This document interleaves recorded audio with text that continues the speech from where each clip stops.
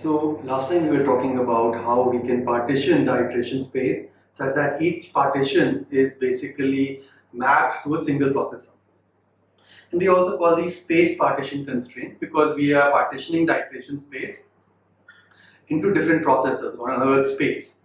Alright, and so for any given statement S, there is an iteration space. And notice that if there are 2 statements or 4 statements, there will be 4 different iteration spaces depending on the loop nest depth at which they belong.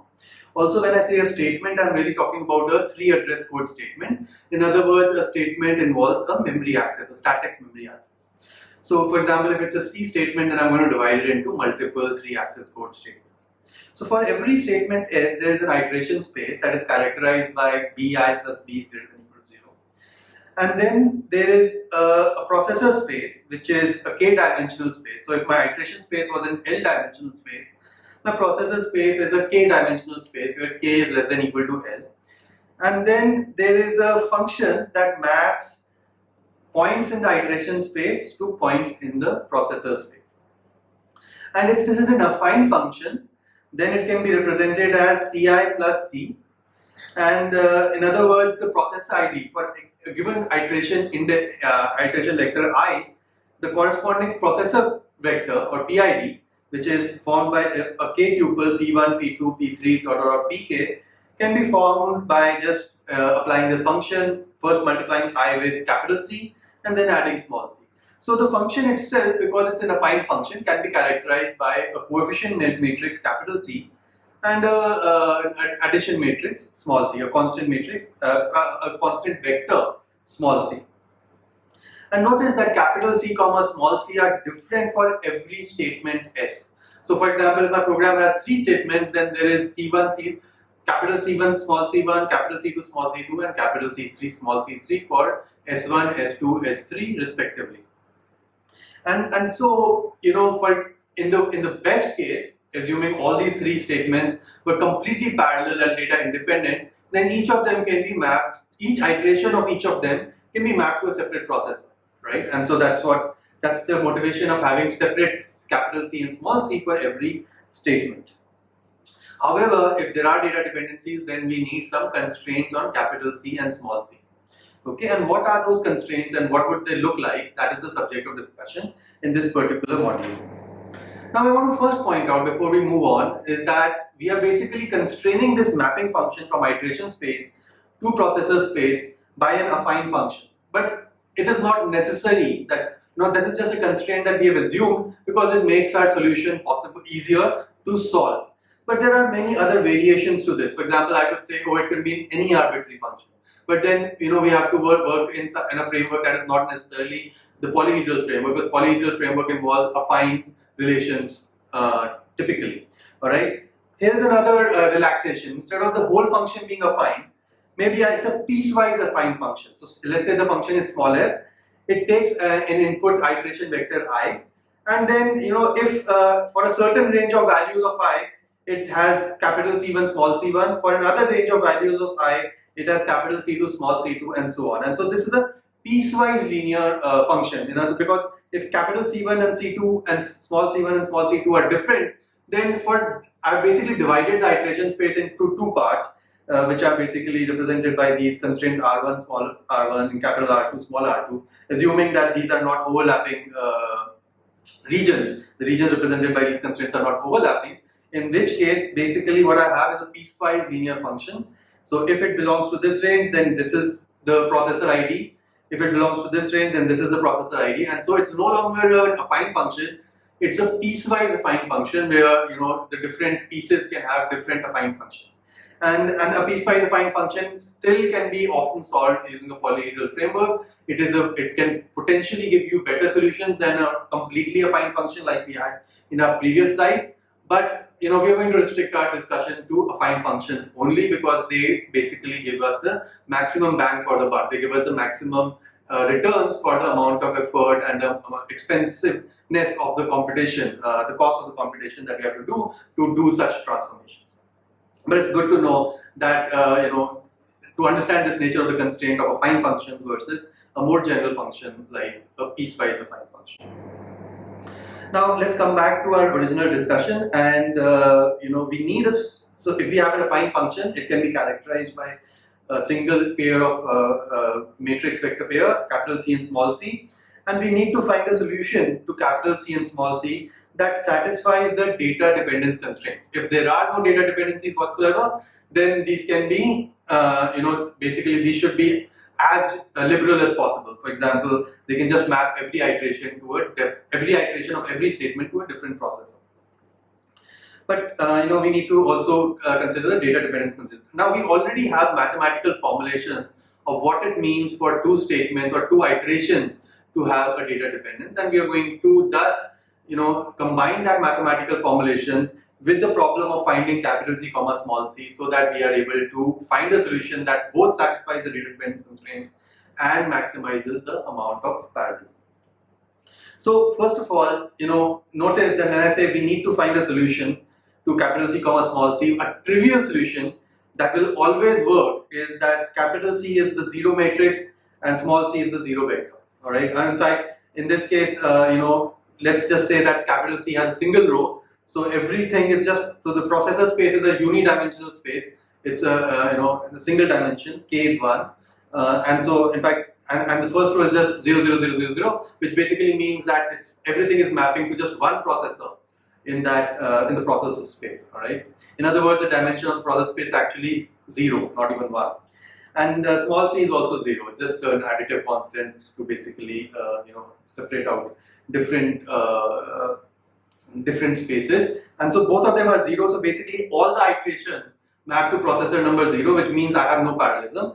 And that is a valid solution that will satisfy any data dependence constraints. But that's not a very useful solution. Okay.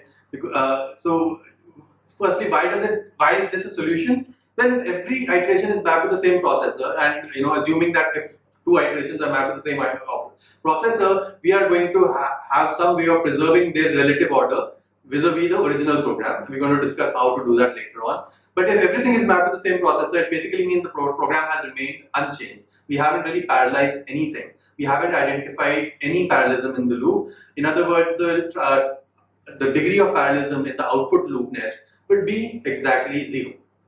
Okay, and this is a trivial solution, and this would work for any iteration space to a processor space. But we are interested in maximizing the processor space. In other words, we are interested in a solution for capital C and small c that basically has as large a range as possible for this affine function. So the larger the range of the affine function that we find, the larger the amount of parallelism we have been able to discover. How do I ensure that, what is the other way of saying that the range of this function should be maximum? The other way to say that is, the range of this function should be maximum is saying that the dimension of the processor space should be as large as possible, right? Because, and that's one reason why we have represented our processor space also as a k-dimensional space. So we want as large k as possible, so that the larger the k, the more the parallelism. In other words, when will the value of k be large? When capital C would have the number of linearly independent rows in capital C is the maximum. In other words, C is a matrix that the solution should have. It should be a solution that maximizes the rank of the coefficient matrix capital C. Okay, we're going to see this more with examples. But notice that the rank of this particular matrix is just 0, and that's not very meaningful.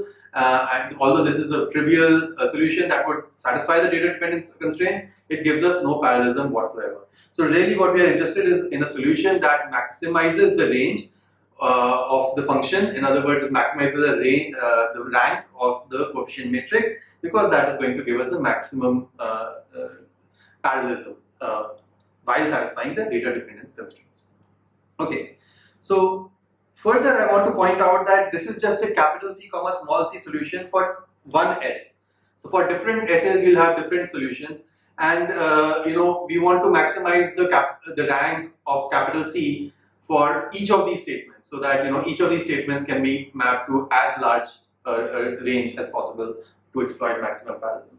And what is an affine partition? An affine partition involves identifying these capital C comma small c pairs for every statement. So if there are 3 statements, then I need to identify what is C1, capital C1, small c1, capital C2, small c2, and capital C3, small c3. And once I've identified all these 3 such that their ranks are maximum, I've basically identified the best possible parallelization solution for this particular program or loop nest. Okay, so now let's come to the question of how do I basically encode my data dependence constraints under this framework of, and kind of formulate this problem of finding the maximum rank capital C comma small c so that we maximize the parallelism. Well, here is the general structure of what we are going to do.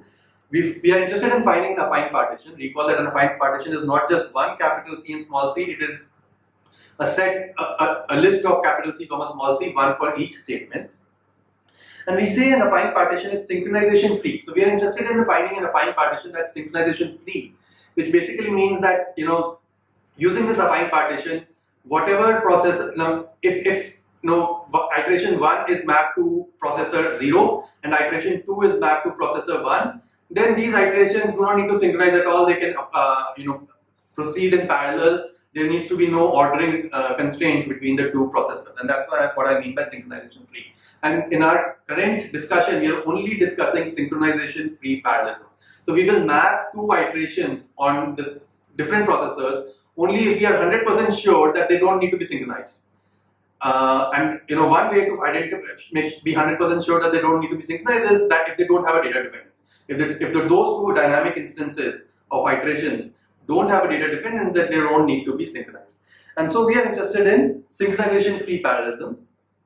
I've not been using the word synchronization free all through. I've just been saying parallelism, but really what I really meant was synchronization free parallelism, and I'm making it more precise and concrete in this sentence. So an affine partition is synchronization free if and only if for every 2 not necessarily distinct statements, f1 small f1, capital B1 small b1, f2 small f2, capital B2 small b2. Notice that every statement in my program can be represented by a 4 tuple in my polyhedral framework. One is, so let's say one is represented by number 1, so f1 small f1, b1 small b1, and the other is f2 small f2, b2 small b2. And notice the phrase not necessarily distinct. It's possible that it's the same statement that we are talking about, in which case capital F2 would be equal to small f1, capital F2 would be, small f2 would be equal to small f1, and so on. Okay, so an affine partition is synchronization free if and only if for every 2 statements, the corresponding capital C1 comma small c1, that means the corresponding affine functions for each statement are, and they have some constraints, right? So depending on what are capital F1 and small f1, depending on what is capital B1 and small b1, depending on what is capital F2 and small f2, and what is capital B2 and small b2, and notice that these can be the same actually, as f1 can be same as f2. What are the constraints of C1 comma small c1 and capital C2 comma small c2? So we'll have some constraints on that, and based on these constraints, we'll say, oh, this is synchronization free. Okay, and for example, if I map everything to 0, that is also synchronization free because there is no parallelism, so I don't need to do any synchronization across different processors. So, but I need a more general way of specifying this. 0 is just a trivial solution. What is the space of all such solutions? And that's why I have if and only if.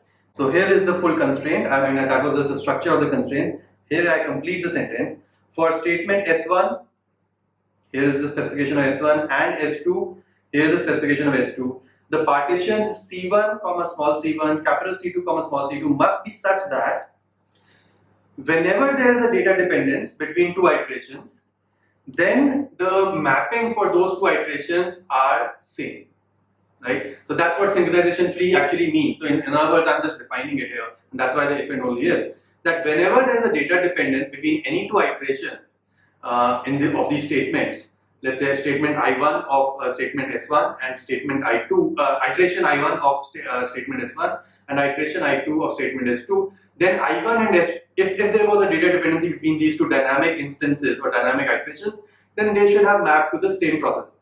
And I just need to specify this mathematically. Now, what are the constraints for when there is a data dependence? We have already seen this. We say for all I1 belonging to Z to the power D1, where D1 is the loop nest depth of S1. and I2 belonging to z to the power d2. So these are, this is an d1 size tuple of integers, this is a d2 size tuple of integers. If b1 I1 plus b1 is greater than or equal to 0, and b2 I2 plus b2 is greater than or equal to 0, which basically means if I1 belongs to the valid loop iteration space of S1, and B2 and I2 belongs to the valid loop iteration space of S2, and F1 I1 plus small f1 equals F2 I2 plus small f2, they're both accessing the same element, and one of them was a write, which is not written here, but that's what basically a data dependence would mean. So let me just write it, and one is a write. Then C1 I1 plus small c1 must be equal to C2 I2 plus small c2. So basically, if there is a data dependence between any two iterations, I1 and I2, then it must be true that both I1 and I2 map to the same processor PID, alright, in processor ID or PID. And how do I encode that? That's what is the processor ID that I1 maps to? That's C1 I1 plus C1, that's the function. And what is the processor ID that I2 maps to? That's C2 I2 plus C2. And so basically I have this mathematical formulation that whenever there's a data dependence, then they map to the same processor ID. Okay, so this is exactly our space partitioning constraints for synchronization free parallelism. And now the question is, what are the some solutions to capital C1 and small c1? So notice that I1 and I2 are quantified for, and they say for all I1 and I2 it must be true, right? So the only unknowns in this whole equation, small capital B1 and small b1 are known, these are just constants. Similarly b2 and small b2, f1, f small f1, f2, small f2, these are all constant matrices. Small I1 and small I2 are quantified using the for all operator. So the only unknowns here are really capital C1 and small c1 and capital C2 and small c2. And we are interested in finding a solution to capital C1, small c1, capital C2, small c2 such that these constraints are satisfied. Now once again I would point out that a trivial solution is just use 0 for capital C1 and small c1 and 0 for C2 and small c2, and these constraints would be trivially satisfied because the then clause would be always true because the left hand side and the right hand side would both evaluate to 0. It is a trivial solution, it satisfies these constraints, which I also call the space partition constraints, but it's not a very useful solution. We are interested in a solution that maximizes the rank of capital C1 and maximizes the rank of capital C2 and yet satisfies these constraints, okay, and yet satisfies the space partition constraints. So now we have learned about space partition constraints. To draw these constraints using a figure, to depict these space partition constraints using a figure, let's say this is the iteration space of S1, there are some points. Let's say this is the iteration space of S2, these are some points. Notice that I'm using distinct iteration spaces. It is possible that they were the same iteration space. In fact, it is also possible that S1 and S2 were the same. In either case, if S1 and S2 are the same, then I didn't really have to draw different iteration spaces. I could have just drawn the same iteration space. But more importantly, there are these red lines that I have drawn between points of the iteration space, and they indicate data dependence. So for example, this point and this point are data dependent, this point and this point across S1 and S2 are data dependent, and these 2 points within S2 are data dependent. So what do our space partitioning constraints say? They say that whenever the 2 points have a data dependence between them, then they must map to the same processor ID. And so to show that pictorially, let's say this is my processor space, so these are all my processors or k-dimensional space of processor IDs. Then the mapping should be such that for all things that have a data dependence, so in this case these 2 points have a data dependence, so they should be mapping to the same processor. On the other hand, this point does not have a data dependence with these 2 points, and so this can potentially map to a different processor ID. So far I have just looked at S1, what about S2? So these mappings are being determined by capital C1 and small c1, right? Because that's the affine function that is dictating what these mappings are going to be. Similarly, I can have constraint on S2. So just like before, these 2 points have a data dependency, so they must map to the same processor ID using capital C2 and small c2, and across statements as well. So for example, this point and this point have a data dependence, and so they must also map to the same point in the process ID space. So we have 3 different types of constraints. One is any 2 points within S1, for any 2 points within S2, and for a point in S1 and a point in S2. And basically I need to have these constraints for every possible pair of iteration points in the spaces of S1 and S2. So this is a pairwise comparison, and I need to basically choose my capital C, small c, capital C2, small c2 such for S1 and S2, such that all these constraints across all these different pairs of statements. And when I say pairs of statements, I know they can be self pairs as well, so for between S1 and S1 as well. So between all such pairs, if there are n statements, then there will be n squared such pairs. So for all such pairs, it should be true that the space partitioning constraints that I had in my previous slide are satisfied. Pictorially speaking, whenever there is a data dependency between 2 points in the iteration spaces of that pair of statements, then they must map to the same point in the processor space.